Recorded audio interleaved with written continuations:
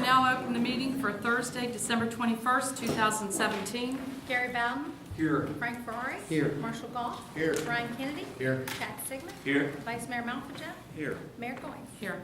This evening we have our prayer and our pledge by Councilmember Bell.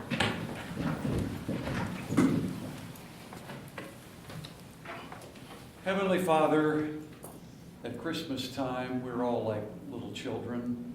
We anxiously await the gifts of this season from family and friends.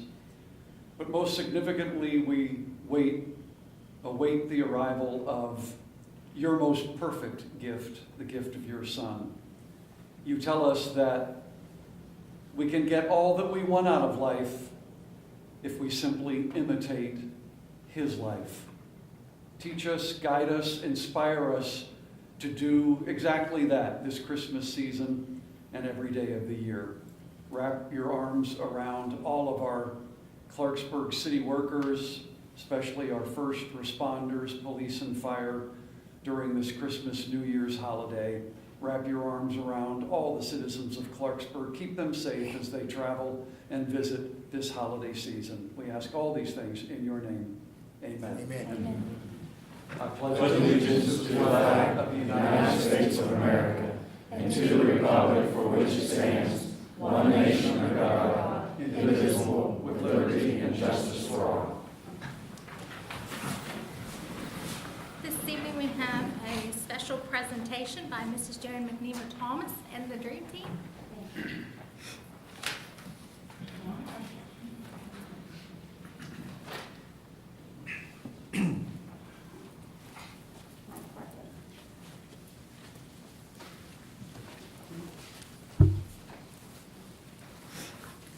Madam Mayor, Mr. Vice Mayor, City Council Manager, guys. We come before you this evening. We are the Harrison County Dream Team, and TEAM stands for Teens Encouraging Advocacy and Motivation. I'm Joanne McNeemer, and I work in many capacities. My role is the coordinator for the Harrison County Partnerships for Success, which is a 5-year grant focusing on prevention of opioids and heroin. Part of my role is to coordinate an adult coalition, which we've had one in Harrison County for almost 13 years, and we also have a youth coalition. The way this is done in Harrison County, we have students from all 6 of the county high schools, and we have several of them with us here this evening. And what they are going to do is to introduce themselves to you with what we call our elevator speech. Ethan, would you start? I'm Ethan Min. I'm a senior at Robert Seabird High School. I choose to be drug-free because I have better goals for myself, my future, and my anti-drugs are sports and band. Thank you. Hi, I'm Hannah Rhodes. I'm a junior at Heritage Christian School. My anti-drugs are my friends, my faith, and volleyball, and I'm drug and alcohol free because I work with younger children and I want to be a good influence on them, and I also have family that struggle with alcohol. Okay. I am Michaela Posey. I'm a junior at Notre Dame High School. I am drug-free because I have big plans for my future, and drugs are not a part of that, and my anti-drug is music. That's My right. name is Ezra Johnson. I'm in 8th grade at WI Middle School. I'm drug-free because I want to be a doctor of the future and save lives, and I'm drug-free because of video games, swimming, and hip-hop. Thank you. Gianna? My name is Gianna Loretta, and I'm a junior at Lincoln High School. I'm drug-free because I have a bright future and I don't want to jeopardize it.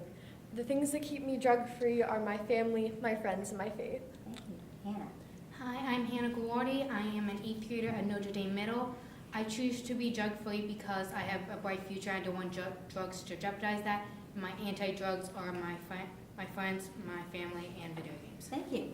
Some of the things that the youth do last year, we got a PSA, which you may have seen on Channel 12, about being drug-free.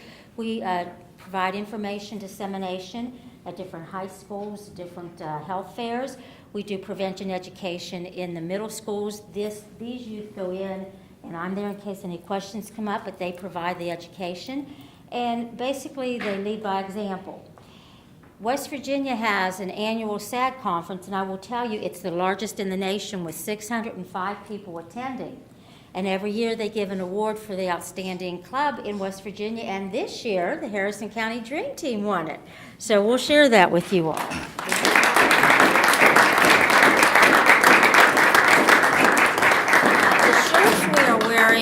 One of the things that we had to do, there are 12 counties in West Virginia with Partnerships for Success.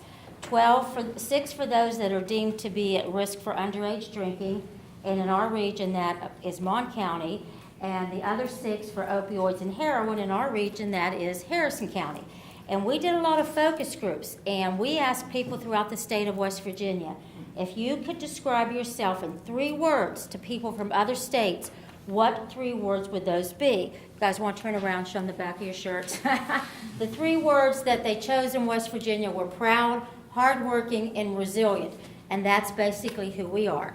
So that is a little bit about us, and very proudly we represent you throughout the state of West Virginia. We'll go take a picture with the mayor. Congratulations. Well, thank you.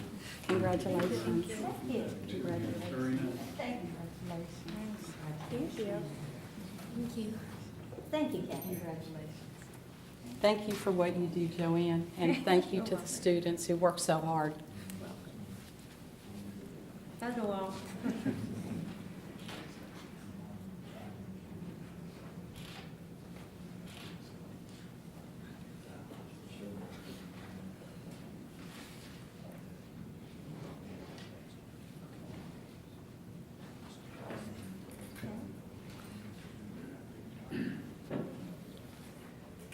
Does the council members have any questions or anything they'd like to say to the students? Congratulations, we're really proud of all of you. They're all bright futures. And I hope you all have a Merry Christmas and keep doing what you're doing. Keep spreading the word to your friends. Absolutely. Please. Yep. We want you all to know that in West Virginia, most kids aren't. Of course, our role is to acknowledge the concern for at-risk youth, but we have a lot of good kids. And these are just a few of them. And we are making strides. According to our evaluation and our studies, opioid use is down. Unfortunately, when something goes down, other things go up, such as meth and now flakka. But thank you all, and thank you for your support. We appreciate you.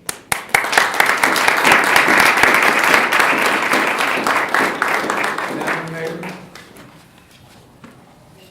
if I may, we often salute our championship high school sports teams. And I don't know if anything was going to be done in particular, but I'm going to do it because he's a neighbor and a friend of ours. So I'm taking councilman prerogative here. Ethan Mann, who I have duly embarrassed. I told him to stay there. Recently was one of just maybe a handful. How many, Ethan? 1 of 6.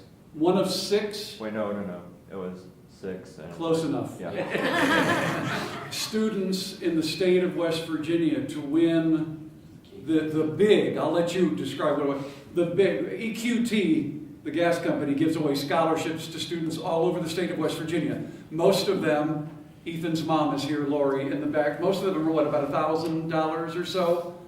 What was yours, Ethan? $18,000 a year. $18,000. I think it's appropriate that we recognize our fine academic leaders from this community and from RCB High School. We appreciate what you've done and we congratulate what you've done. Thank you. Great job. There you go. Something else I would like Ethan, I'm sorry, That's Kathy, right. while he's up here. Because of what we teach with the youth development piece, what my role isn't to do it for them or to them, is to do it with them, is to build capacity and increase skills.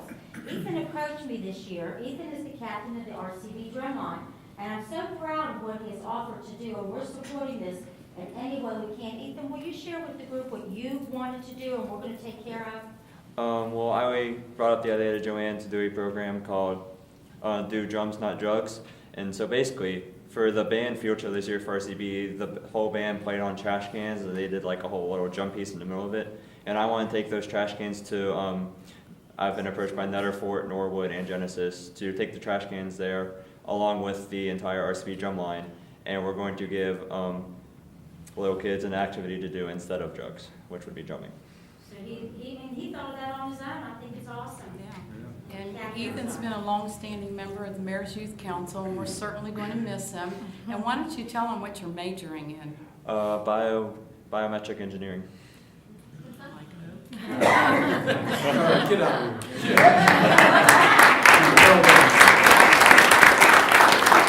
And Are you considering the drum line at WVU? You might be seeing him on Saturdays in Morgantown. Good deal. Something else I want to share with you that we're going to do with funding that I think is exciting. Because I have different avenues of funding, we are going to fund the theater department, and RCB is going to do a one-act play that's going to focus on a situation regarding substance abuse. And Mrs. Moore has agreed in return for the funding to take that to various schools. And with that, we don't end it there. We're going to bring a panel of experts with us to talk to the kids when the play's over. So we're going to utilize the theater, the medium of theater too. So thank you all. All right, thank you. Merry Christmas. Approval of the minutes of the regular session of December 7, 2017. So moved. Second. If there are no objections, the motion carries. Petitions, communication, and public hearings. If you could please limit your comments to 3 minutes. Martin Schaefer, 211 North 6th Street, wishes to address council concerning 141 East Main Street.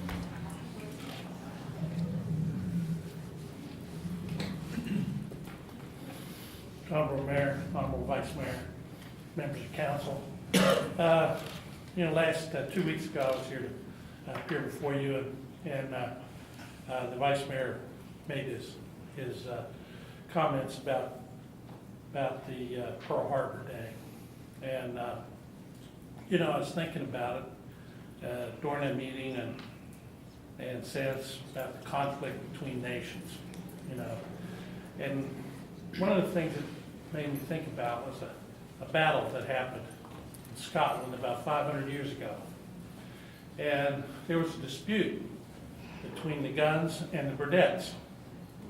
And of course, they didn't have courts of law to go solve their battles. The chieftains decided that they would send 6 warriors each into battle, and whoever won, that would end the conflict. Well, when they arrived at the battle scene, they looked across the field and they saw 6 guns and 6 Burdettes on horses. And of course, the horses in Scotland are a lot bigger than the horses they have in West Virginia. And they proceeded to go into battle. Well, as soon as they got close enough, the guns realized that the Burdettes had 2 men on each horse. And naturally, the guns were slaughtered. The Burdettes made one mistake, though. They only killed 5 of the guns. One of them survived. So that gun got back to the chieftain and told him what happened, And so the chieftain, while the Burdettes were all celebrating at the castle, the gun chieftain descended on the Burdett castle and killed everybody in the castle. Now this began a state of conflict between the Burdettes and the guns that lasted until the last century. Just this past century, in the 20th century, they finally signed a peace treaty. But I thought how far conflict goes and how long conflict lasts between nations, between clans, between people. And, it's been 21 days since the court took my property off the demolition list, and we still haven't got a building permit. So I just wanted to tell council that we're still wanting to work on it. I would like to get that porch done. It's no way to be done before Christmas now because it's been delayed 3 weeks. But anyhow, I just want you to know that we're ready to work on that whenever you guys get around to allowing us to have a building permit. Thank you. Thank you. City managers report and update. General updates, under demolition, Public Works, again, just an update on that. As since when they started November 20th demolishing, they have completed 7 structures out of the 25 that they've been assigned. They are now waiting on the additional structures to be abated as asbestos prior to continuing on. Reclaim Company, they have 9 out of the 13 structures that they have been contracted with. They have been completed and raised, and there are 4 additional remaining structures for abatement only that they will have to do once they complete the demolition of those 13 structures. Anderson Excavating, they have completed abating 4 structures out of the 7 with one of their contracts, and then they will next begin the URA contract number 2, consisting of 5 structures for demolition and abatement as well. So we look for them to begin that in early January. Safeco Environmental, they were awarded 2 contracts consisting of 26 structures for abatement. They began abating these as of Monday, December 18th, and we do anticipate them completing the abatement by January 6th. They currently have 5 structures completed. In addition to the abatements, they have to remove all the white goods from the structures, which a lot of these structures they're abating are the ones that Public Works will be doing as well. So they're kind of prepping those so Public Works can move in and complete those demolitions. Annexations on the agenda under new business. The Harris County Board of Education has petitioned to have approximately 33.31 acres of property abutting Liberty High School and Mount Airy Middle School annexed into the city. We recommend council do approve that resolution so we can move forward submitting that to the county commission to ratify. The Urban Renewal Authority, again, I am reappointing Sam Gallo to the URA, and I do recommend council confirm my appointment under new business, as well as the Boca Board Code of Appeals. I am reappointing Jeff Strange to that position as well, so I do request the council ratify and confirm that appointment as well under new business. Economic Development, there will be a ribbon cutting for Rival Fitness located at 112 North 6th Street on Tuesday, January 9th at 11 a.m. And this is for the Robinson Graham Performing Arts Center. Just a quick update, the East Addition masonry is approximately 98% completed. The interior framing on the first floor of the West Addition is about 95% complete.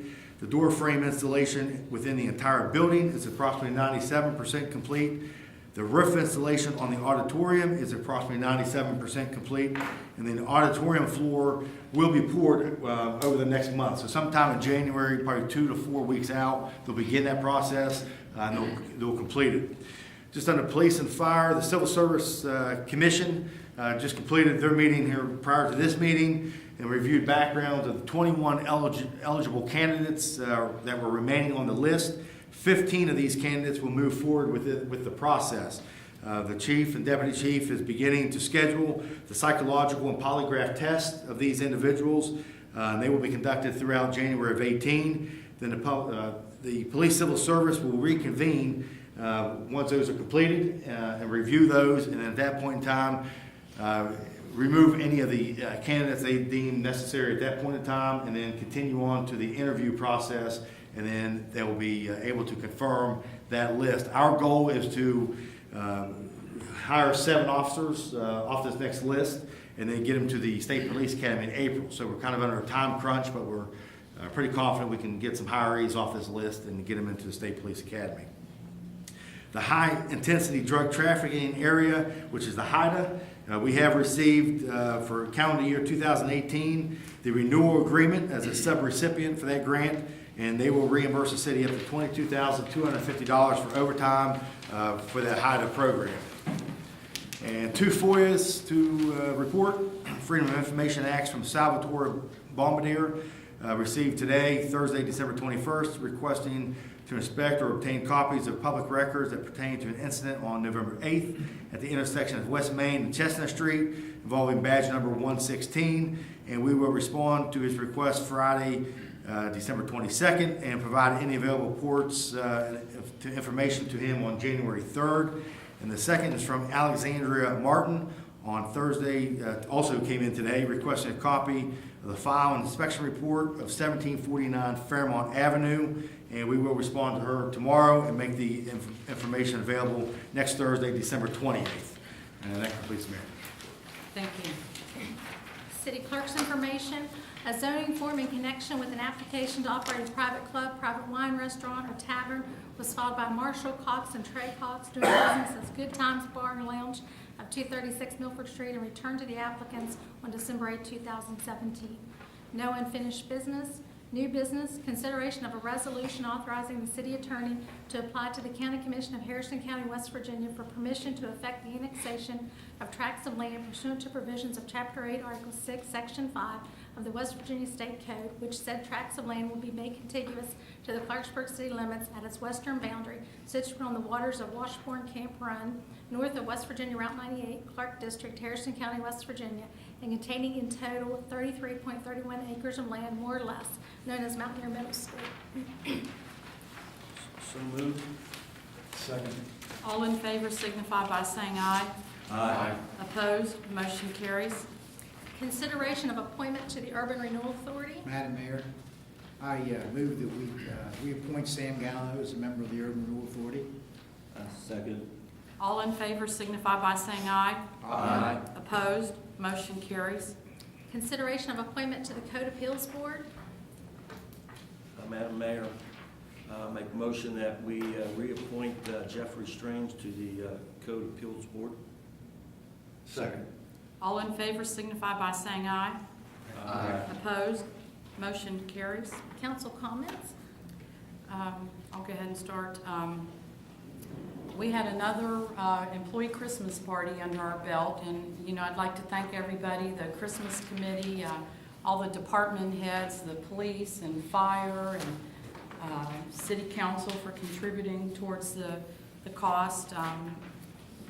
Our area vendors, it was a huge success based on everybody's generosity to the Christmas party. So I want to thank everybody for that. And on behalf of the business owners in downtown, I want to thank the city for the free parking.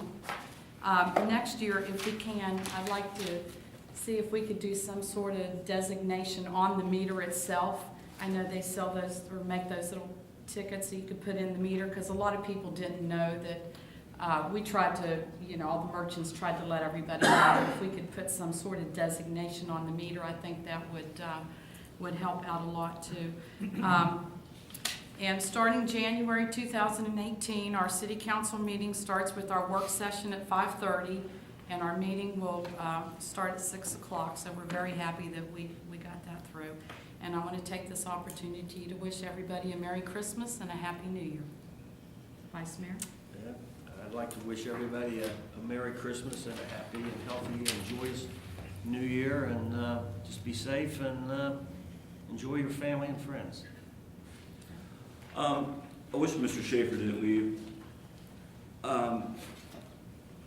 Sometimes I think we're not on the same page. It's not the city that is holding up the business of the building permit. We now have a third party that is making the decisions on the entire plan that he is for this house. So I would like to see, maybe you can explain that a little bit more, Martin, about what the city's decided. We are out of issuing the building permit until we hear back from MMSE? Yeah, what we decided to do, and Mr. Schaefer was made aware of this several weeks ago when he came in, and we requested him to submit his entire plan for the entire renovation, restoration of that entire structure, because it was on a demolition order. And just to make it clear, the judge did not take it off the demolition. He set it off to the side ministerially, just so we had a little cover to why we would accept a permit application, which that's really the key point. And we went back to the federal judge just last week, and he clarified that to Mr. Schaefer, that that's all it is a permit application. And we did notify the judge that we are accepting the entire project as a whole. And the judge was acceptance of that, and what we decided to do was take everybody out of this so we can't be accused of any biased natures or anything such as that he may claim. So we have MSES consultants, who would be a third-party individual consultant for us to look at the plans in entirety, and then they will communicate back to both parties simultaneously at the same time, to notify what is required, or if anything is not required, to issue the permit.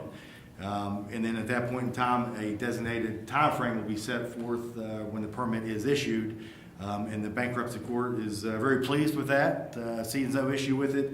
So being 21 days or whatever the time frame is null and void with the city. It's a matter of getting the correct information submitted to the consultant to review in a non-biased manner.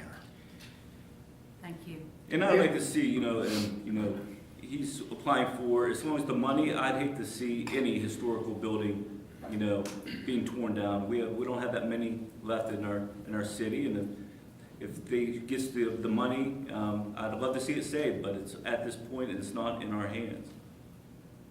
If I may, I don't think we have any precedent for this occurring, do we? For which part? Well, having something on the demolition list, No. and then at the same time, having someone request for that same property a building permit. So what guidelines are we going by? Is it our standard code guidelines for getting a building permit, or are we making it up? Well- I don't want this to sound coy, but I mean, how are we making up the rules on this? Well, and this is atypical. So what the point is when you're requesting a permit to fix a porch, the structure is not condemned because of the porch. So what we told the judge, and the judge's understanding of this, is we want to see the entire project as a whole, because there's no sense of issuing a permit for a porch when that doesn't address the entire structure. The condemnation of the house. So hypothetically, if we give a permit for 6 months, the porch is or isn't fixed in 6 months, now what have we done? Or if he hasn't complied to the court's orders of the reorganization of financial, what have we caused as a whole? We've got a condemned home. We've got a fixed condemned porch. home with a partially fixed porch, With or an entire improved fixed porch with no Okay. reorganizational plan. So Okay. I mean, this is different. So I don't think you can say that we're being one way or another, but what we said is give us the entire plan. The third party will review it once it's approved, or if additional information is requested, then you'll be notified what that information is. He had a engineer testify in court, so he can rely upon that engineer to assist him, and he has other investors apparently, so that's not an issue for us, that's an issue for the court. So we're only looking at the plans, and that's the only thing we're acting upon is the plans. So we want, and the plan is a plan that would, in effect, remove that condemnation order from that home. Correct. And in the plan, the use of the structure. So when you submit the plan for the use of the structure, they have to comply with what regulations you're following, if it's residential, commercial, or whatnot. So the plan put forth in bankruptcy court was a bed and breakfast, which is a commercial. So the plans have to fall in line with commercial plans. Thank you. And Merry Christmas, Jared. I used up all of my time. Merry Christmas. I just had a really quick question, and I apologize for not bringing this up earlier, but I know the state workers are getting off at 1 o'clock tomorrow, and I didn't know if our city workers were as well. But if not, it might be a nice thing to do for the hard-working people that serve our citizens. I just wanted to throw that out there as a thought. And other than that, I just want to say Merry Christmas. Mayor, a couple of things. First of all, I'd like to commend Chief Hilliard and the members of the Drug Task Force, Sheriff Matheny, Chief Walker, and all the state and federal law enforcement agencies that were involved in the arrest for the drugs on Washburn Street. And really happy to see, I know this council is really dedicated to fighting the drug problem, and I think you guys would be commended. I know there's a lot of work involved in that. So I wanted to mention that, and also I wanted to, the mayor, the vice mayor, and city manager, and fellow council members, and all the residents of Clarksburg, a Merry Christmas and a Happy New Year. I look forward to, I think this council's got a lot to look forward to in 2018, and I think we're going to continue the path that we've been on for the past several years, and I certainly look forward to it. Thank you, Mayor. Thank you. Call for adjournment. Second. Meeting adjourned.